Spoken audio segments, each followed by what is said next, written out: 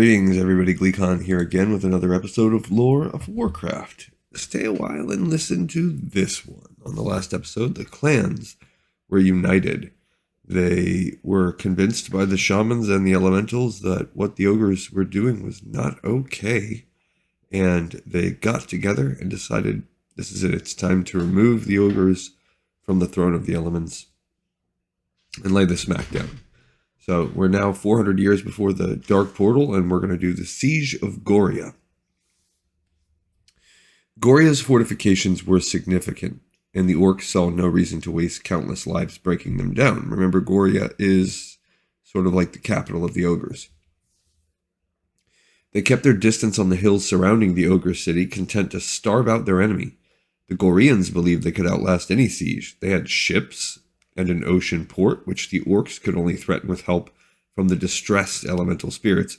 And that sort of makes sense that they have ships because in Warcraft 2, when you have the naval battles, a big part of your naval army is those orcish destroyers or battleships, whatever they are. They're like the heavies.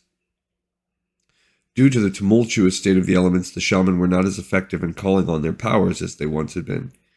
But as the months passed, the ogres found themselves unable to maintain their empire. They had been wrong in thinking that they could solely rely on trade via the ocean to support their city. It simply wasn't enough. The ogres needed access to their network of land-based trade routes, which the orcs had severed. Imperator Moloch and his sorcerers revisited their Apexis crystals, searching for a way to break the siege. In time, they discovered the ancient Arakoan legend about the Curse of Seth, and they began experimenting with ways to induce a similar affliction among the orcs. They succeeded. A new affliction called the Red Pox spread like wildfire through the orcs' encampments. This wasting disease was highly contagious, lasted for months, and killed many of the infected. The orcs found their number of healthy combatants dwindling rapidly. After consulting the elements, Nelgarm and his fellow shaman learned that this was not a natural disease, it was an unseen attack from the ogres. Uncertainty took hold in the clan chieftains as they realized that the siege was now doomed to fail. Too many orcs would die before Goria succumbed, and with so many warriors ill, a frontal assault against the city was no longer possible. Time was running out. Nelgarm and the other orc shaman decided to take a very dangerous step to secure victory. They beseeched the elements to annihilate Goria. Never before had shaman made such a violent request, yet both the orcs and the elemental spirits understood that Imperator Moloch would resume meddling with the throne of the elements if the clans failed. The shaman gathered outside Goria's mighty walls and witnessed the true fury of the spirits. What happened next would never be forgotten. A roaring storm churned above the city. The ground groaned and trembled. Over the course of hours, lightning and earthquakes brought down every wall and every building inside Goria. At least unlike what we've seen in the novels with the druids, those are the actual shaman powers. Fire enveloped the ruins, sealing off the escape routes and burning the ships in the capital's harbor.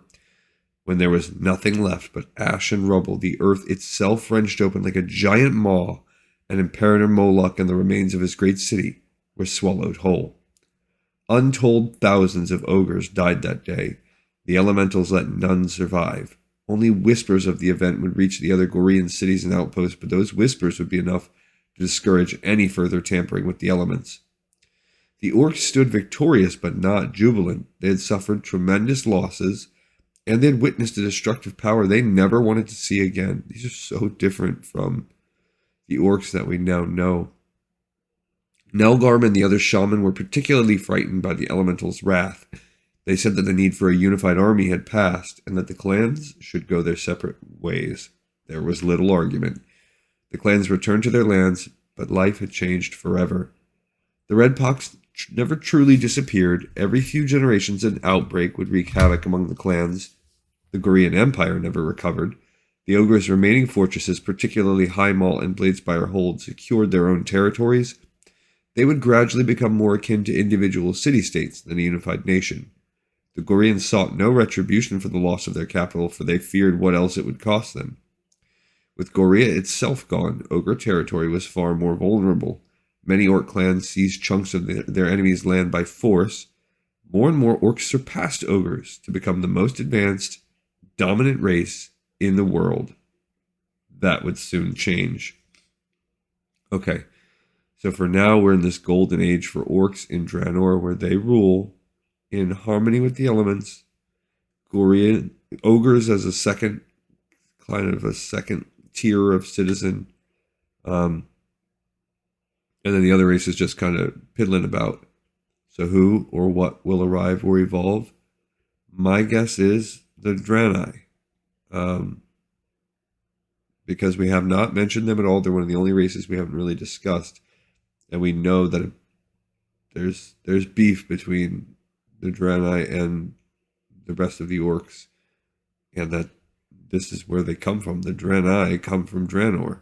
I mean, this is why they become known as the Draenei. All right, another episode of the Pipes 5x5. I'll see you guys on the next episode of Lore of Warcraft.